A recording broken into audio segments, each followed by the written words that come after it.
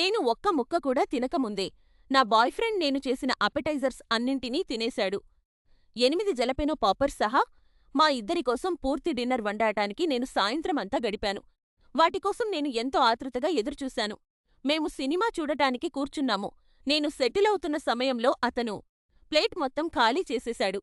నేను ఒకటి తీసుకోవాలని చూసేసరికి అక్కడ ఏమీ లేదు. నాకోసం ఒక్కటి కూడా ఎందుకు మిగల్చలేదని నేను అడిగాను. అతని సమాధానం, నీకు కావాలని నువ్వు చెప్పలేదు కదా. నేను షాక్ అయ్యాను. నేను ఈ భోజనం మొత్తాన్ని మా ఇద్దరి కోసం చేశాను. అవి కేవలం స్నాక్స్ మాత్రమే అని నేను అతిగా స్పందిస్తున్నానని అతను చెప్పాడు. అతను ఇంతలా పట్టించుకోకపోవడం ఒక ప్రమాద సంకేతం కాబోతుందా అని నేను ఆలోచించడం మొదలుపెట్టాను. కాని మేము దాని గురించి మాట్లాడుకున్నాము.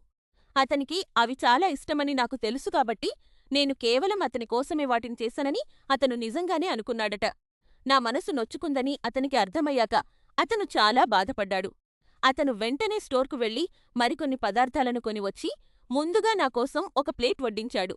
అతను పెద్ద వ్యక్తి, పైగా సినిమా మరియు నా వంటల వల్ల తన దృష్టి మళ్ళిపోయి అలా చేశాడు.